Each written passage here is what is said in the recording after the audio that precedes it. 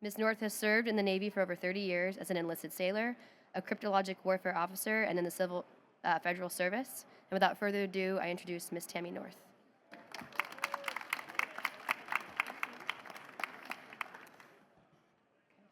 All right, good morning, everybody. I have the distinct pleasure of moderating this fine panel of warfighters and leaders. And first, I just want to say thank you for the wonderful introduction. These four leaders here represent the best and the brightest of information warfare. When you hear about the scope of their responsibilities, it is mind-blowing. And this exact background of these exact leaders, it encompasses everything. As you heard from Captain Shishini earlier today, as she said, from the seabed to the stars. And we have information warfare commanders, we have commanding officers, we have commodores. This is a very incredible group of leaders.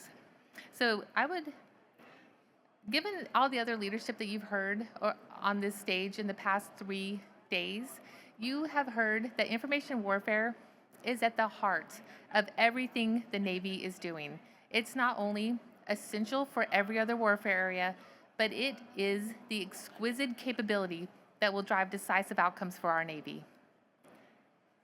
So with that, please allow me to introduce our distinguished panel. First, I would like to introduce Captain Kelvin McGee. He is the Commodore of Navy Network Command, and he was also the previous commanding officer of NCTS Bahrain, NAVCOM Stay Bahrain. Also, Captain Blythe Blackstone. She is the current information warfare commander for CSG-3, just returned from a deployment with the Abraham Lincoln Strike Group to the Red Sea. And she's also been the commanding officer of Tactical Communications Command 1, which she was also the first female commanding officer of a Naval Special Warfare Command. And then Captain Matt Cegelski is ONI Hopper's Global Communications Center commanding officer, and he's also the acting officer of Naval Intelligence in 6. And Matt has also been an information warfare commander. He was the CSG-10 IWC with the George H.W. Strike Group. And then Captain Erin Shishini, who you got to hear from today. She is the current commanding officer of Fleet Weather Center San Diego, and she's also been the commanding officer for Naval Oceanography and Anti-Submarine Warfare Center in Yokosuka. So their background is substantial, and I don't want to waste too much time getting to them. If you want to read more about them, all of their bios are on the West app. So with that, I would like to just start hearing from them. So, team, let's start with a few questions. And before I ask, I just wanted to give a little bit of direction to the audience. If you have questions, if you really want to ask them during the panel, you can. But make sure you get to a mic.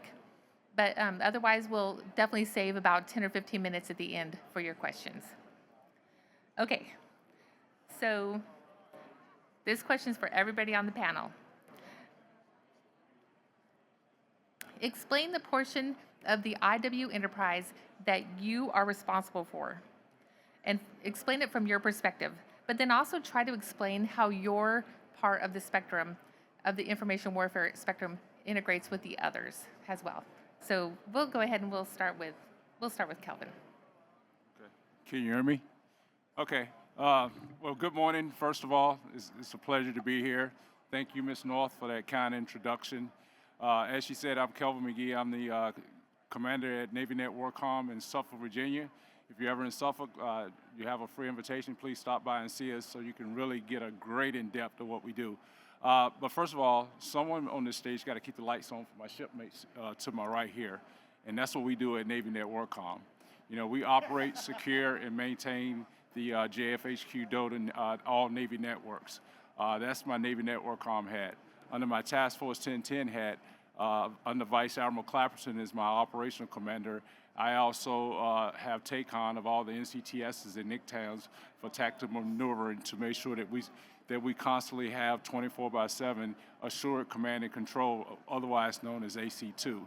And since I was here last year, My new hat that I have, I'm now also Commander of Task Group 114.6 under Admiral Cotto via Vice Admiral Goucher. I'm also responsible for all Fleet Satellite Broadcast Systems and LBUCs and the Navy Hybrid Modernization Systems to Vice Admiral Goucher as CTG 114.6, which I've also, and basically what we're doing is we're trying to streamline that no-fail mission so that that the commanders can make decisions in a timely manner so that we'll be prepared for the next conflict. And one of the things I did when they streamlined that is I took one of my 05 commands, NCTS Hampton Roads, who is theirs AdCon, and they were OpCon to Nick Tam's-Lamp. But they are now CTG 1010.2 directly under me, and that's my single point. Right now is Captain Craig Gilkey of all things NC3 when it comes to FSBS, LBUC, so that we have that streamlined. So I'll stop there. Yeah. We'll just go down the line. So how about All right, good morning. Can you all hear me? All right, fantastic. So as the CEO of Fleet Weather Center San Diego, I'm one of 2 Fleet Weather Centers that provides global 24/7, 365 support, METOC, physical battle space awareness to the fleet. My sister command is in Norfolk, Fleet Weather Center Norfolk, and we work hand in hand to provide that globally to the fleet. We do that through our 24/7 watch floors that are providing WEACs, so that's our forecast for our ships, our AVWEACs, our aviation forecast for ships, as well as aviation forecasts in the CONUS, as well as sub-forecasts. We provide installation forecasts as well. I've got 3 commands underneath of me that are kind of my forward-reaching arm. I've got my strike group oceanography team in San Diego. We also have one in Norfolk, under FWIC Norfolk. I've got my Naval Oceanography ASW command that Ms. North mentioned I had the privilege of commanding a few years back. They're providing that resource protection mission forward deployed in Japan, as well as deploying sailors aboard cruisers, destroyers, and the forward deployed carrier. And those deployed sailors on our ESCOTs and our NOAATs are really out there supporting our information warfare commanders. So the AGs that we're supporting, Blythe and Matt, as IWCs, are coming from those commands forward. I also have the Joint Typhoon Warning Center that provides our tropical cyclone forecasting capability for the Pacific and Indian Oceans. So I have a really huge domain that we're responsible for here out of San Diego, basically from the west coast of the United States all the way across through Fifth Fleet and into the Middle East. I've got teams of sailors that are providing that support afloat, ashore, 24/7, 365. Hey, good morning. My name is Matt Zagelski. The privilege to lead Hopper Global Communications Center is a fantastic little gem that's nested in the Office of Naval Intelligence. Ultimately, what we deliver is decision advantage around the globe. So taking that naval intelligence and getting it out all to each of the Fleet Maritime Operations Centers, the decision makers there, the decision makers in the Pentagon and the OPNAV staff, ensuring that the critical, exquisite naval intelligence is delivered fast, consistent, and always available. And then that kind of looks like a small teams of fantastic junior enlisted sprinkled around the globe, and they're punching above their weight every single day to knock out everything in the entire scope of a network. And so the full procurement, the full like all the way to the desk component, running the fiber, working the circuits, maintaining those pieces in different little special intelligence communication centers around the globe. And so what we're working on at present is building out the resiliency of that backbone and ensuring that as we prepare for future conflict, that there is absolutely no doubt that that decision advantage will remain sound. And then the team has done a fantastic job over the last year. And so Admiral Brooks, my operational boss, said, hey, as we've got a little gap in the O&I staff in the N6, hey, I'd like you to take a look at how we can improve the way we produce that intelligence as far as the systems and projects in a package of maritime IT systems, to take those, get them into a cloud environment, which is the Nav Intel cloud ecosystem, fuse that, and then take a look at how we continue to move forward in that naval cloud ecosystem architecture, and then also take a look at how we can do that with the Navy segment of JWICS, and kind of pair those pieces up into a large architecture build. So that's what we've got going on at Hopper. Good morning. Okay, it's on.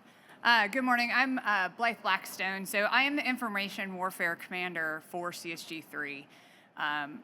In the future, that may become a command in itself, just like a Desron or a CAG staff. But right now, I am in charge of a wonderful mission area that is actually tactical edge fusion of all that information. So the really neat thing is that I get to actually work with every single one of the IW areas, bring that information together, fuse it, and then give it to the boss, my strike group commander, so that he can make real-time decisions right out there on the tactical edge. There were plenty of times where we incorporated IW as the supported commander on this last deployment, which was extremely empowering, and it also shows that IW is everywhere. It is infused in every single warfare area. And a lot of it starts with us, and then it's something that we are able to build upon and make a better decision out in the battle space. So basically kind of bringing that real-time intel, bringing weather, bringing all the communication systems, together to make one environment, and then bringing that to the boss to say, hey, this is what is affecting your mission. This is affecting CAG's mission. This is my mission, and I need these assets to help me get this mission. So that is, I kind of bring together some of the, all of the IW community, but I also help extremely inform all of the other warfare areas across the strike group. All right, thank you. The next question is, okay, so I have seen you, each of you, in various ways, working directly with your sailors, and it's been a privilege to see each of you do so. And given that you have that responsibility of leading the next generation, how do you ensure that the Navy, that they are building the skills they need, that they have the strategic vision as they grow, relevant to where they are in their career? But how, as leaders, do you ensure that they're ready technically and strategically for the information warfare community, given the way it's growing? We'll start with Matt. All right, that's a fairly challenging task. I think each will have a different take on how they've tackled it. The first piece is I would jump back into the IWC seat in the strike group and do it again, because I think that perspective and that experience, being able to work with the most high-end warriors that you're going to see delivering the capabilities of a carrier strike group around the world, is always a fantastic time. And then also the stuff that you learn from each of the other warfare commanders and the strike group commander is phenomenal.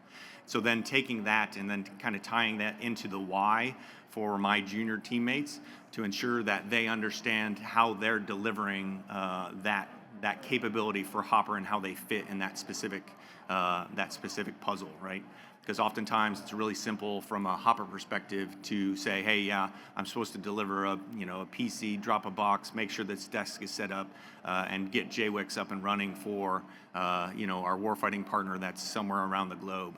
And they can lose sight of the fact that, hey, you got that accomplished, you've built this out, you've expanded this piece, you've maintained it, you've secured it, and they oftentimes kind of don't have that full understanding of the why. And so really kind of tying that into the, hey, this is what you're delivering on the other side of the spectrum, so that, hey, the warfare commanders afloat have every aspect of naval intelligence available to then utilize that piece. And so that's kind of tied in there.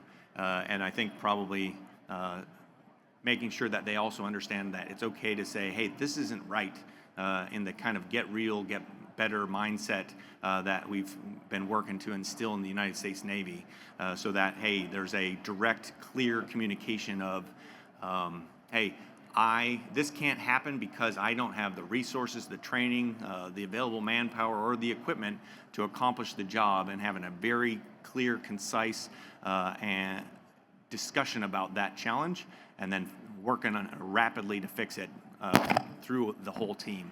And so that's, from my perspective, that's what we've been working on at Hopper, and I'll hand it off to one of my other teammates. Okay, thanks, Matt. Okay, well, how about we'll go to Kelvin next? Okay, yeah, I'm gonna take a little different approach. First thing I do, at Navy Net WorkCom and all my times in command is you got to set that culture. People, especially in the IW community, people say they information professionals, they METOC, they cryptologists, warfares, they intelligence officers. We're war fighters. First thing I tell any command I go to, you are a war fighter. You set that culture and that climate that you are. Don't look at it as you are a provider. You are a warfighter, just like anyone that's working on a Tomahawk missile or anything else. So if you go back to the CNO's NAV plan in our CNO 33 project, she lays it out as three things she said we are. She said warfighting, warfighters, and foundation. So some of the things, and then if you look up under that, she started talking about key enablers. Live virtual constructive training, one of her first things. So I'll use most of you know, I talked about it last year when I was here with the NIPRNet. We went to the cloud with the hybrid converged infrastructure, IL5. That did not come with any training. It came with zero training. But when you give the team the autonomy to say, okay, we got to manage this. We can't wait on acquisition. We can't wait on the TICOM to figure out what training we need. And they got smart. We got with Microsoft, the Microsoft training. They've created PQSs.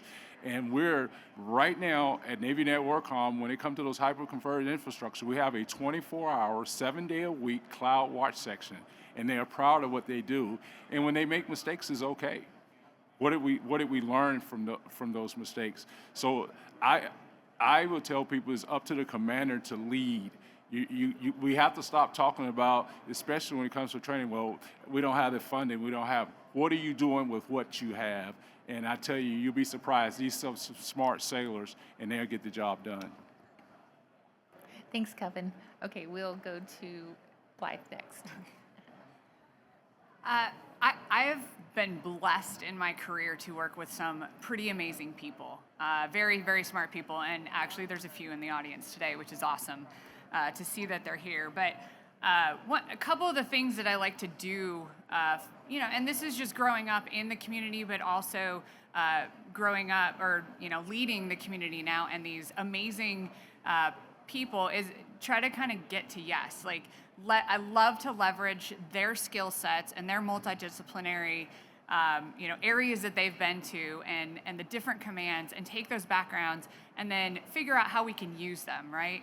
So when we were on deployment, there's a couple things that, that we were just trying to get at that was kind of data science type stuff, right? And one of my 04s was like, hey, I think I have an answer for that. And I was like, ooh, let's try that. Right? And let's go for that instead of kind of automatically coming out and saying, oh, I'm not sure if that will fit into the Navy system or whatever. It's like, hey, let's try it. And if it fails, it fails. To his point down here, we tried to look in, basically harness those skill sets. And if it failed, and that's okay. But let's try it somewhere else, right? Working in the NSW community and leading those amazing, ITs was very kind of opening to my mindset on that, right?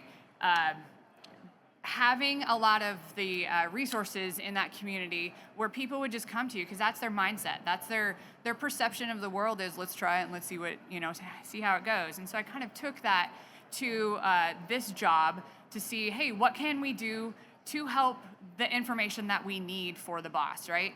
Every single commander's update brief starts with a weather brief and an intel brief. Now, let's take that and fuse it into what everybody else is saying. And then it started to get into everybody else's parts of their brief, and they would look at us and go, hey, what do you think about this? Right? So harnessing that. The other thing is that I'm old, and there's a lot of new technology and new things that the junior officers and the junior enlisted are growing up with that is just inherent, right? And so when they come to me and they're like, hey, let's try this new thing, again, let's try to harness that and get to yes, but also how do we do it correctly? But holy cow, how did you come up with that? You know, is usually kind of mindset, because I want them to change my mind. I don't want to come into it and say, now we're good. Or no, we just need to do it through this. So harnessing their skill sets, their innovative minds, so that we can leverage that new technology, leverage technology of today that's basically being demonstrated here too. They're also very equipped and amazing at looking at some of our old problems that we've been, trying to kind of get at, and giving us a fresh set of eyes on that. So if we can take that, honestly, I'm going to totally point her out. She's going to be embarrassed, but my METOC's sitting in the back. She did some amazing things when we were on deployment with weather and the environment, and trying to do some predictive analysis on things, and bringing some of those the newer technologies, the ideas from my METOC team, really just expanded some of the missions that we were able to do. So if we can just harness, I like to tell this one little story about my kids. Like, they, when my kid was 2, he walked up to just like a picture framed, and he tried to scroll to the next picture, right? Like, I would have never thought of that. But watching these kids grow up and watching these sailors grow up with that technology, and then being able to expand upon that and bring the ideas, like, I don't ever want to say no. There are some portions, but I like to try to harness their skill sets and get them multidisciplinary. Thank you, Blythe. Okay, Erin.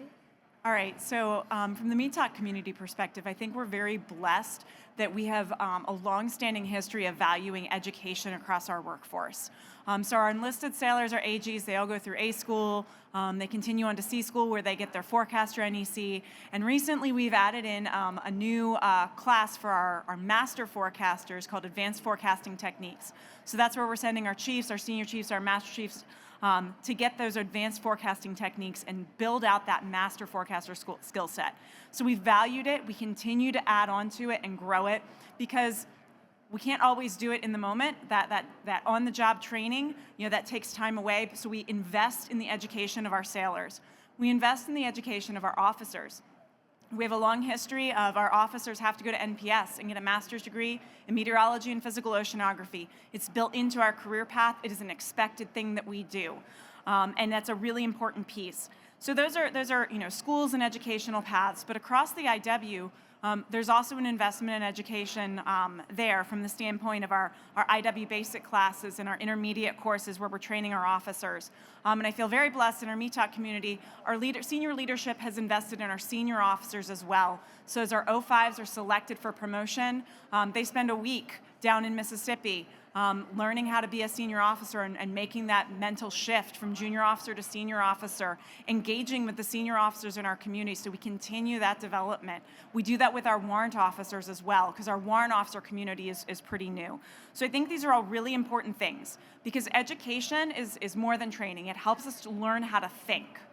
And that critical thinking ability is so important to doing all of these problem-solving things that you've heard my teammates up here talk about when you're afloat and you're forward and you're trying to figure it out. That critical thought that we're developing our teammates across naval oceanography and the information warfare community is really important. It's something that I value. One of the things that I talk about in my command philosophy with my team is about professionalism. And as professionals, we never stop learning. What are we reading? What are you reading today? What's on your list of things that you want to learn more about? And I talk about what's, I've shared with my team, the CO's reading list of recommended books. And it's a pretty wide variety of books on that list. And I encourage my folks to not just read what's on the CNO's reading list. I think there's a lot of good stuff there. But you know what? Go read your fun fiction book, because that Sunday night fun fiction book reading, or you read before you go to bed, you'll learn a lot out of that. You learn about different parts of the world. You learn about different people. You learn about how to just in general empathize a lot with your teammates so that you can build trust and respect across your team. I think those are really important skill sets that you don't always get out of a leadership book, but you can pick up in other places as well. So to our teammates, I'd say get educated, read a lot, and never stop learning. Awesome. Thanks, Erin. Can I ask you, Erin, what books are you reading right now? So I just finished a book called Do Pause, which I thought was a really great one. It was an audio book, and it was about the importance of taking pauses from the order of like a deep breath before you walk into a room to on the order of a year or more long sabbaticals, and the importance of building in pause to your life to build in time for sometimes that critical thought, as well as resilience and building up your really your resilience moving on. Awesome. Thank you. Yeah. Okay. So next, I'm going to ask a question to each one of them individually. So first to Captain McGee. With the ascendance of innovative companies delivering disruptive technology, such as Starlink, into the traditional long-haul communications realm, how do you position your command to integrate these new capabilities while you're also ensuring resiliency, security, agility, of the Navy networks in general? Okay, thanks. Yeah, we have this new antenna called the Sting terminal, and we have started deploying these on the ships with PMW 170's assistance.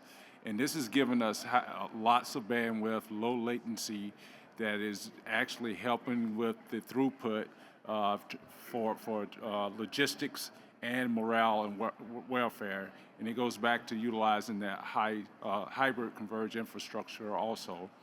One of the things with it, though, it is managed, though, by the civilian sector.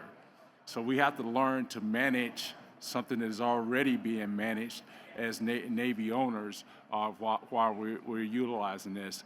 And as far as for the sailors, one of the things that I do believe with the mission assurance is it's not about having it always about advanced technology. It's about having that diversity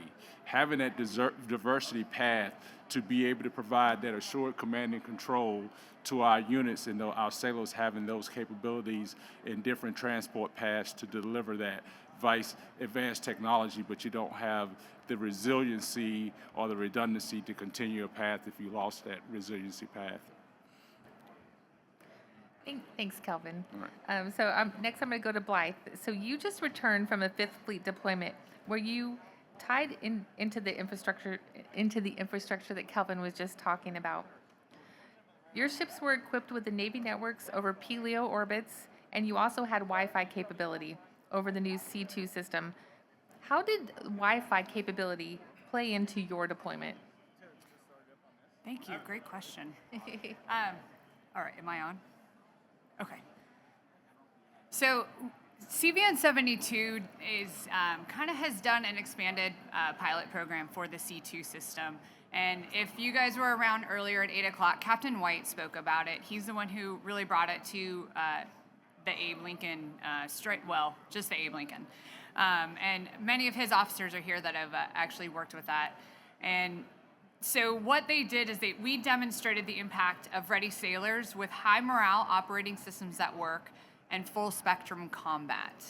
All right, so when we come to the unclassed networks and on the cane systems on the ships, one of the greatest things about Wi-Fi is that it unloaded those tactical networks, and we were able to do things on Wi-Fi that we would normally either not be able to do, or that, it's just life.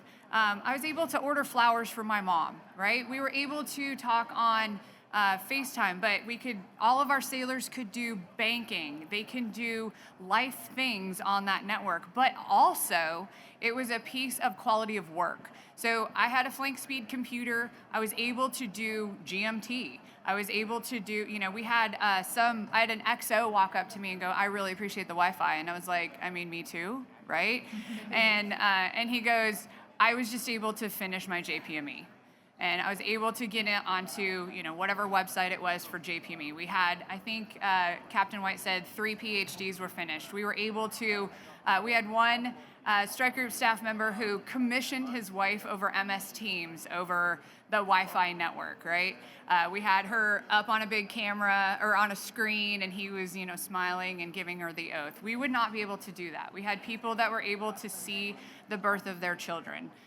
What that did is it kind of took some of those things so that we can have that human first, right, type of mentality and say, hey, I can take care of you in a very, very small way, and then you're able to go do your job, and you can do it at a higher capacity, a higher level.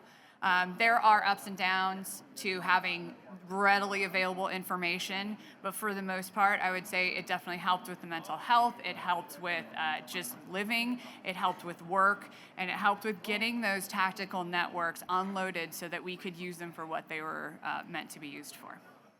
Awesome. Thanks, Blythe. Okay, next we'll go to Aaron.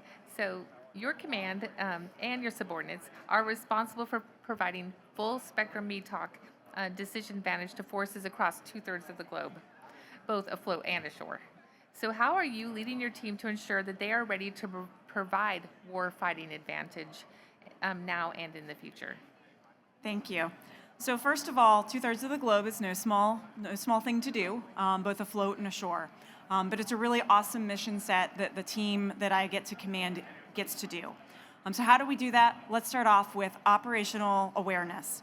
You have to have that in order to know what's going on now and be prepared for what's coming. So we have 3 24/7 watch floors across the domain.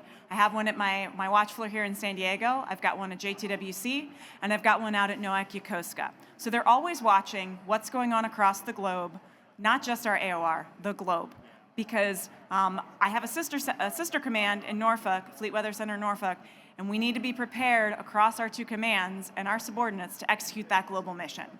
So we're watching that. We do regular ops intel briefs, right? That's how we build awareness when we're not forward and we're back here, and our float forces are integrated daily doing that.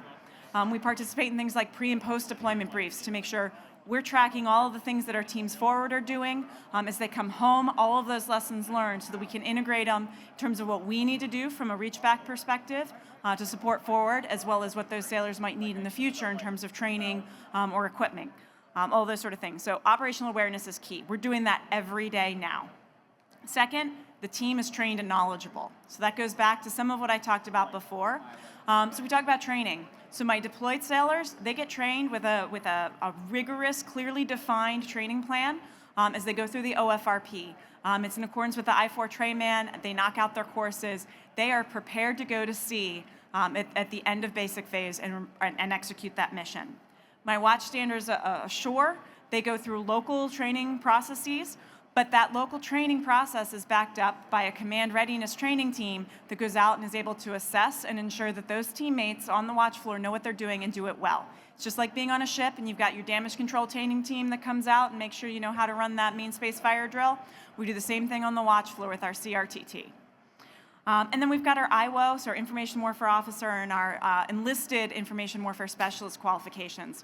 That's part of how we take our sailors from being not just METOC professionals, but IW professionals, and truly naval professionals, because I think that's really important. What else are we doing? We're making sure we have the necessary equipment and facilities to do our job, not just today, but in the future, and looking forward to that. So I had the privilege of christening our new watch floor at the Fleet Weather Center this last June. It was a little bit of a long-term project that we brought to fruition, and our watch team is standing watch now on a modern 24/7 watch floor that I'm happy to show off to anybody who wants to come and visit. But we continue to work across our commands with base planners and with I-4 to make sure that the buildings and the facilities we have now are going to continue to meet our needs in the future. And if they aren't, what can we do? Do we need to build a new building? Is there another building on the installation? Is there a capability we can bring into the space we already have that's going to get us where we need to go? We're regularly testing new equipment that's coming online. We're great partners at the Fleet Weather Center, our SCOTs and our training detachment with with PMW 120 and the capabilities they're rolling out like Knights Next, both afloat and ashore.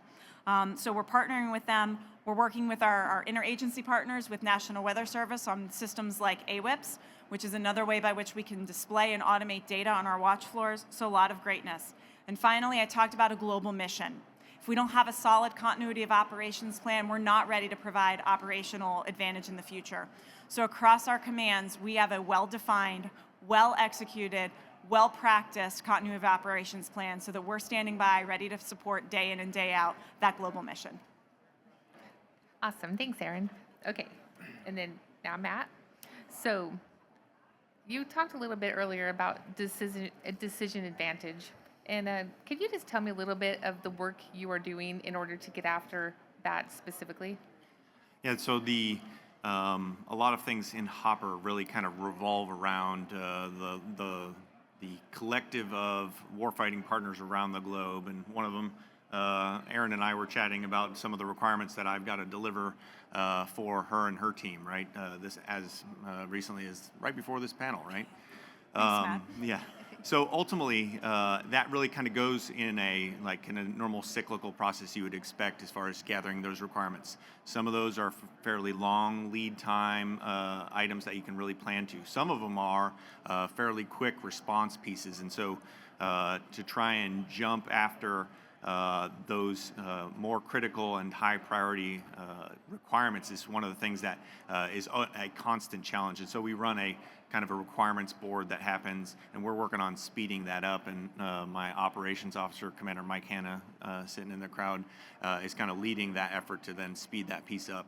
As we look at kind of how we deliver all of those things, it kind of runs the gamut of the entire command. So over the last year, we've really kind of worked on, hey, some of the things that matter to the teammates is how fast we process some administrative items, right? Very simple stuff, but when you've got 15 to 17 detachments around the globe and different locations, to try and get something as simple as a basic request all the way through the normal approving authority, we've sped that up. So the N1 team has done that work over the last year, made almost everything into a digital inbox so that I can process those things anywhere around the globe, just to knock out the kind of like quality of sailor, quality of life stuff for them, right?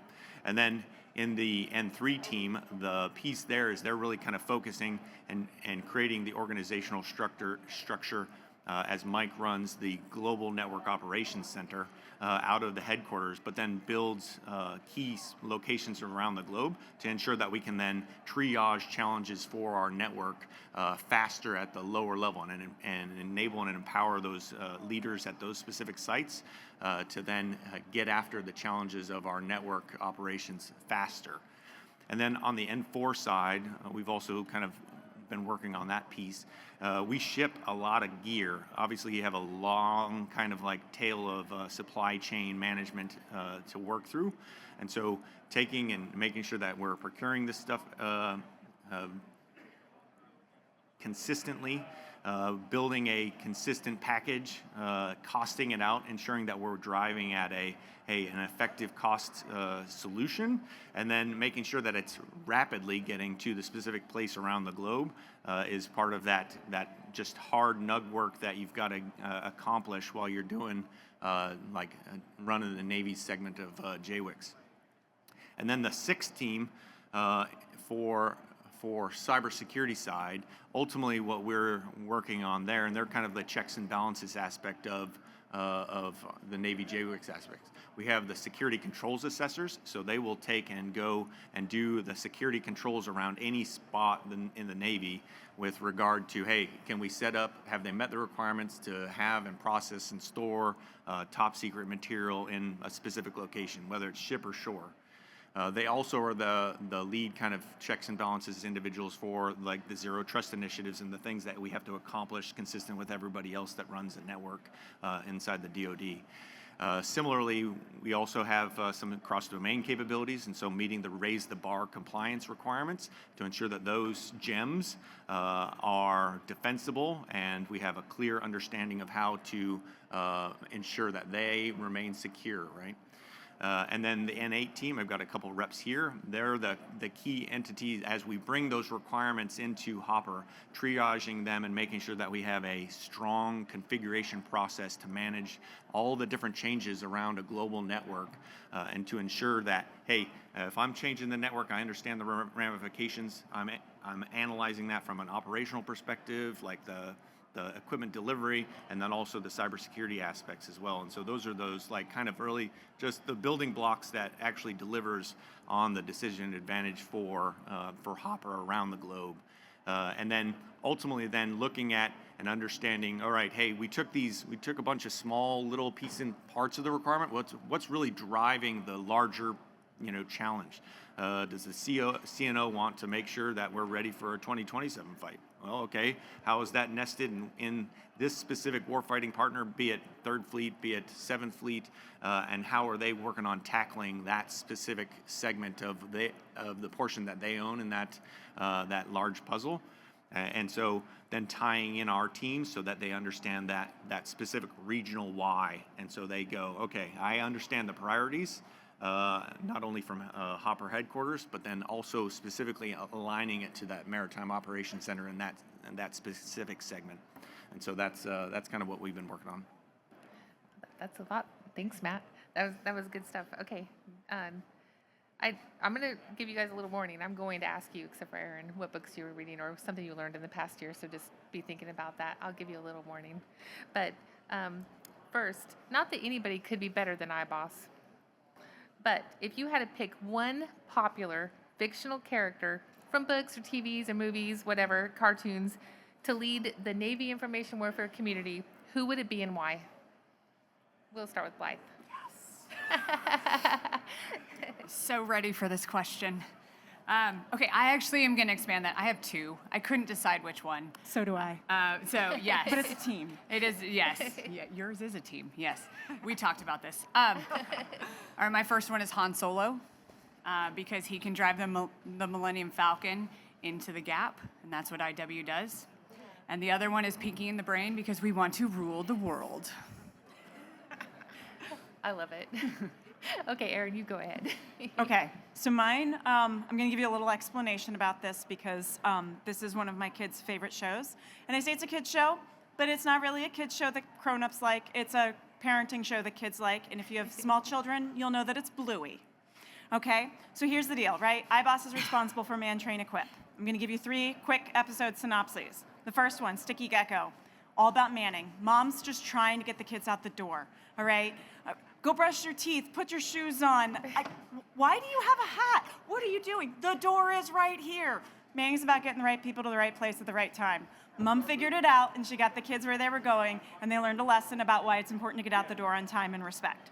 Okay, second one, equipping. Okay, Dad takes the kids to the pool, and Dad goes and he doesn't take all of the stuff. He takes some of the fun stuff, but not all the necessary stuff.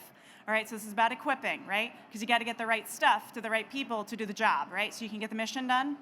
Mom shows up a little bit later, and she's got the sunscreen and the floaties and all the stuff, right? So that you can have fun at the pool and accomplish the mission.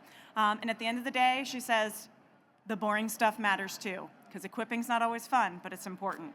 All right, last lesson here. Ice cream, this is the episode.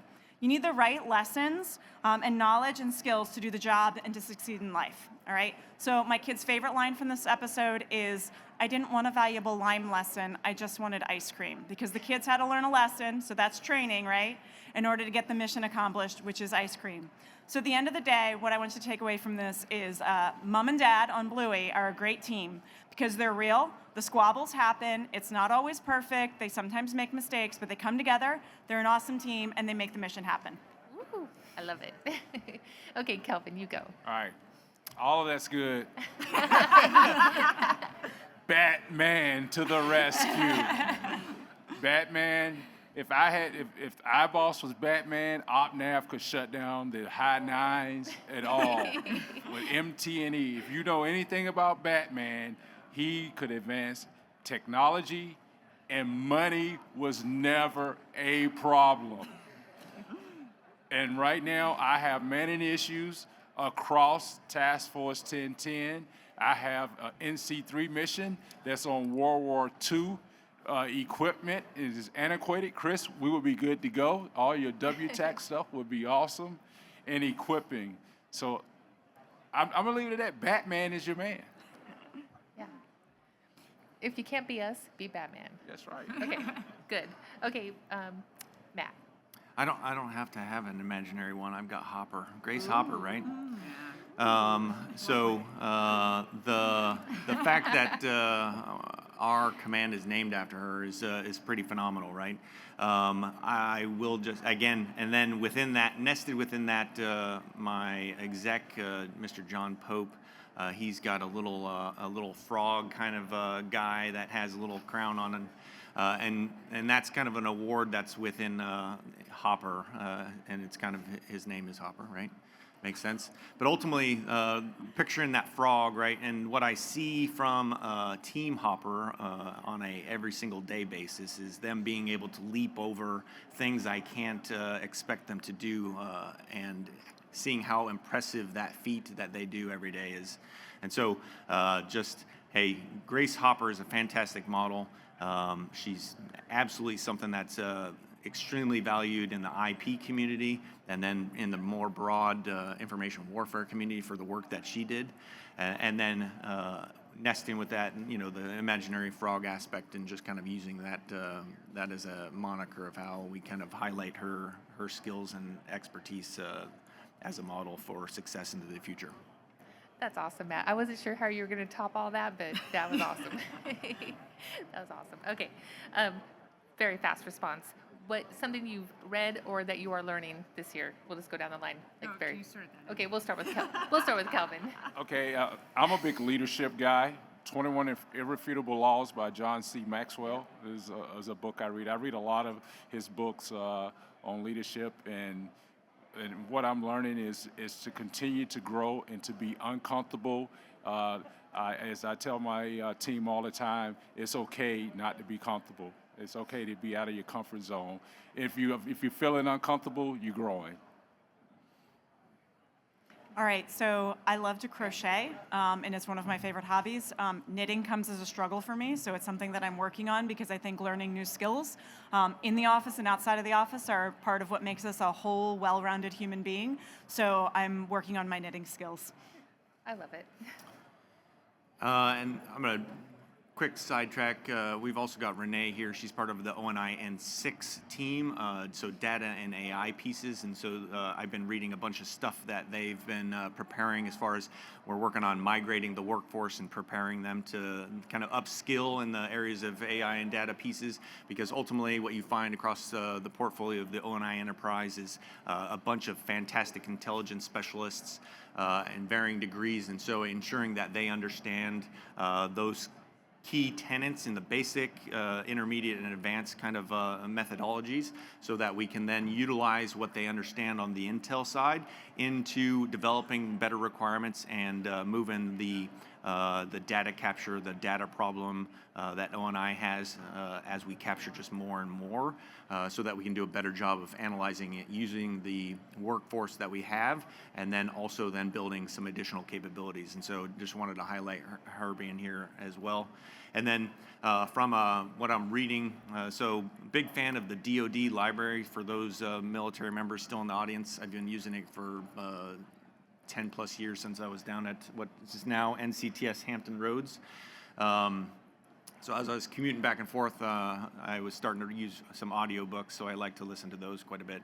But ultimately, some of them read a little slow, so over the 2 years that I was going back and forth, I kind of ramped up that speed to about 1.75 speed. What that allows you to do is get through a whole heck of a lot of books pretty fast, right? So the one recently just finished that I was chatting with Detachment San Diego with this morning when Admiral Brooks visited is Rogue Heroes. Anybody? Rogue Heroes? All right.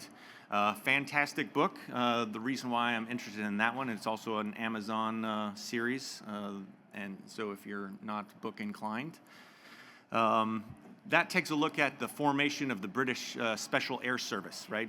So that special force piece in the front end of World War II, as the Nazis were sprinting across the Northern Africa piece, what you find is a British team that's looking at saying, hey, I want to make a name for myself, and I think that the Nazis have overextended, right?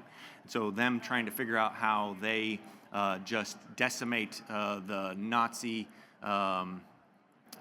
segment across Northern Africa that is overextended and has significant weak points.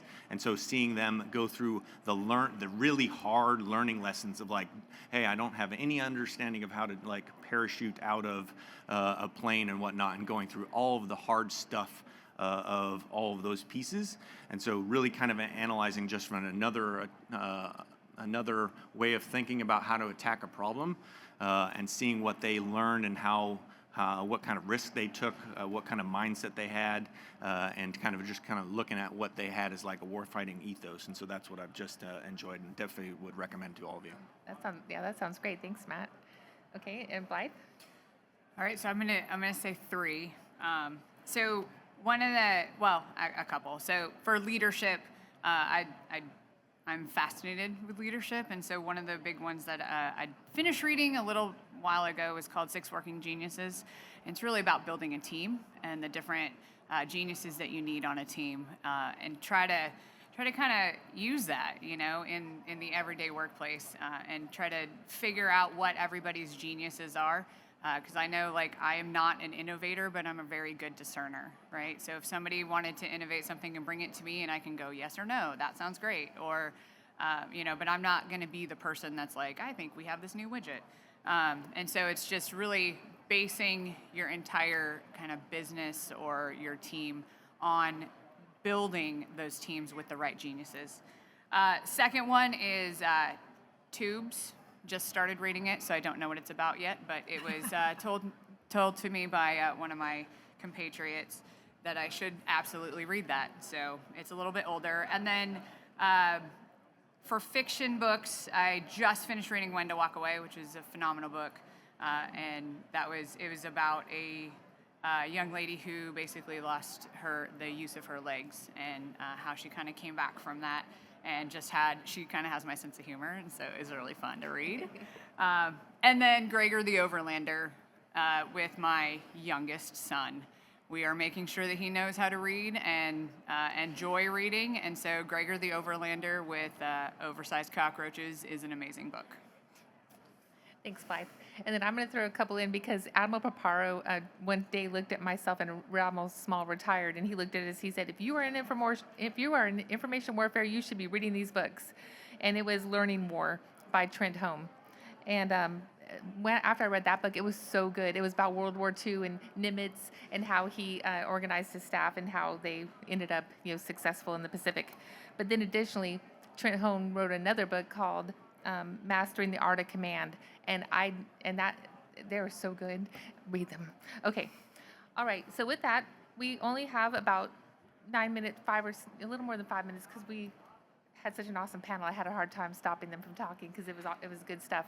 So I would like to take some questions. If you're, especially the JOs and the chiefs out there, and anybody, please ask these guys questions. This is a pretty cool opportunity to have this cadre of leadership up here. Please let us know if you have any questions. Standing by. Chief? Good afternoon. I don't like that. Sorry. Good afternoon, Madam Moderator, distinguished panelists, and everyone present. Yesterday, there was a panel called How Can We Accelerate Capability Development Without Compromising Security? Captain Blackstone, earlier you said that you were open to hearing ideas from the younger generation or the younger sailors, whether enlisted or officer. So my question to you is, how do they prepare their ideas to bring to leadership? Do they maintain the standard 5 Ws, or what questions should or could they be asking themselves in order to present an idea to you that is more acceptable? Thank you. By the way, ITC is amazing. In case you don't know her, you need to know her. She's amazing. We love her. Yeah. But I think every single leader will receive information in different directions, right, and different ways. I am the more like, hey, I'm going to go kind of get into their spaces and see what they're talking about, and see if, see what they're doing and seeing if we can kind of cultivate it from there, type of person. So I love it when, junior officers or junior enlisted, I've had a lot of people, in the hallway that's like, hey, I have a good idea. And I'm like, really? Let's hear it. There are other officers or there are other, senior leadership that are like, hey, can you bring me the, all the 5 W's of proper PowerPoint presentation or whatever it is to help me make that decision, and then we'll go on with a decision brief on that, and 2 total different ends of the spectrum. But it really kind of depends on who that person is that's hearing it and knowing how they receive that information.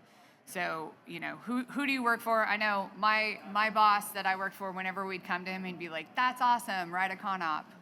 And so we got really, really good at writing con-ops and XORs and, things to really put it onto paper, in message traffic, on the right form of media, basically, to make it a requirement, to make it something. And then there's others that are like, hey, I think this is a great idea. Now let's go to the next step, and do that. And I think it really just depends on the actual leader and knowing that person. Hey, Thank Ms. you. North, if I may, I would like to add to that. One of the things I do at Navy Net WorkCom, we have a couple standard meetings, the Commander's Update, Sec Dev Ops, RAP. We have several different meetings, and one of the things that I implemented was that any pay grade can come. I don't care who you are. Everybody's voice matters. And when we finish a meeting at Navy Net WorkCom, yes, you got the senior people sitting around the table, but my XO quickly identified what I was doing. I don't have to do it anymore. But when we're done, I don't care if it's 50 people in that room. I look every single one of them in the eye and said, do you have anything you can add? Do you have a better way we can do this? And I will tell you, I got my chief here, I got a couple of my chiefs up here at the front. They will tell you some good ideas have came out. Don't ever underestimate that person just leaving A school. Don't ever underestimate that person that's just leaving C school. Just give them the autonomy, give them the freedom that that they are valued, and you really want to hear what they have to say, and you will be surprised. Some of the best answers and some of the best things that have moved the needle in my experience as a leader is giving everybody an opportunity to feel like that they are just as senior as everybody that's sitting around the table. I love that, Kelvin. I think that is one of the secrets to you're going to grow them as leaders by doing that. I think it's awesome. Thank you for being that leader. Okay, any other questions? Come on, at least one more. No? I'm going to wait. We're going to wait till there's one more. Okay, Jen Blankenship.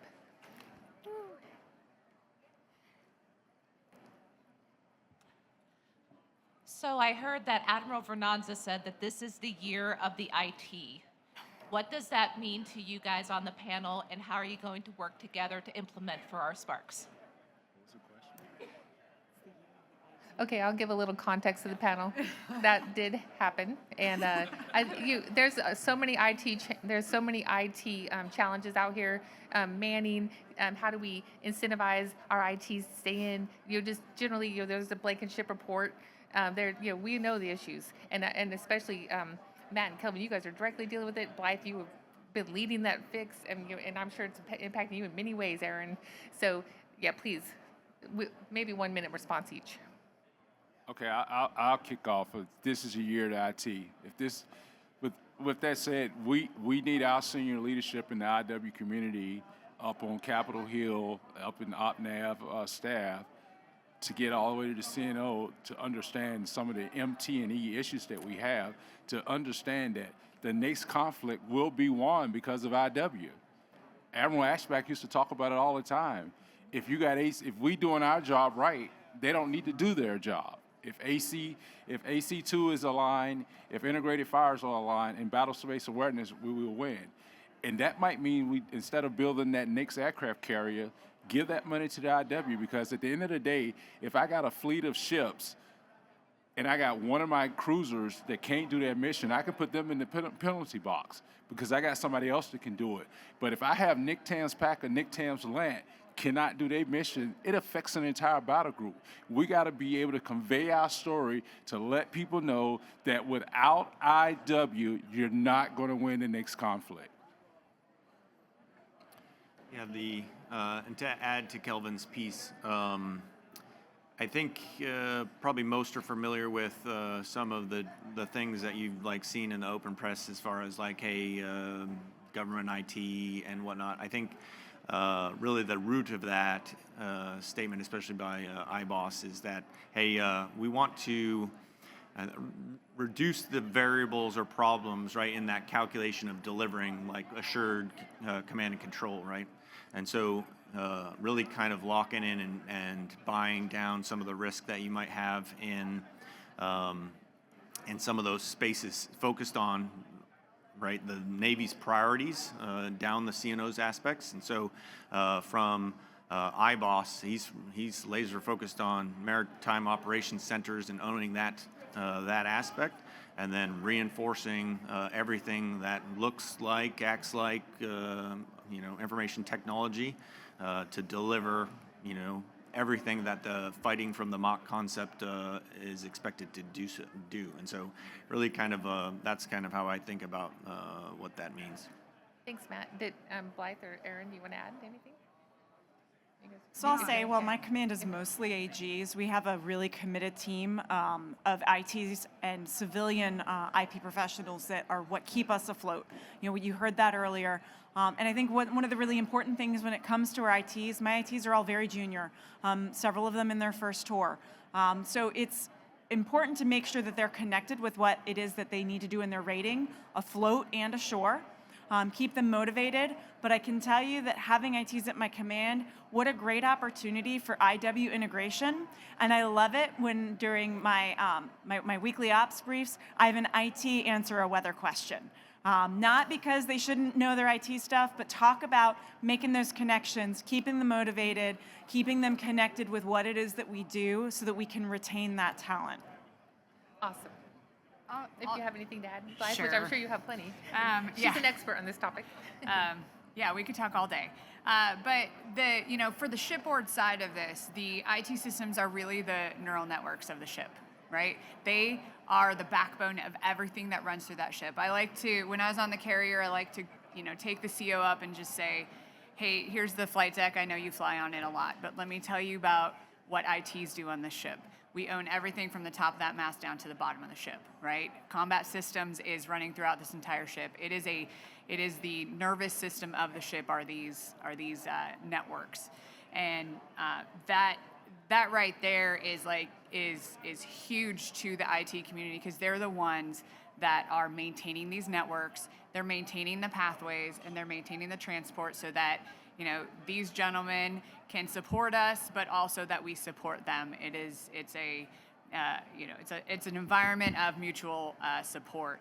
So with making it the ITs are the focus of the year, it's maintaining that and retaining that talent because we have some extremely talented sailors out there, and we need to continue to try to maintain them in the Navy, but also recruit them into the Navy. We have some amazing people that are in the civilian force that we would love to bring into the Navy so that they can be a part of every single one of these commands across the entire Navy and use their expertise. So I would say it's focusing on the people, but also the networks and the equipment, and then also training them so that they know what they're doing. So back to the MT&E piece.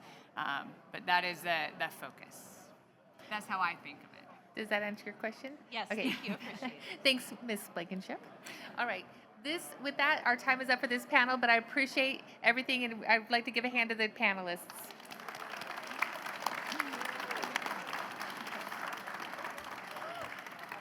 Thank you.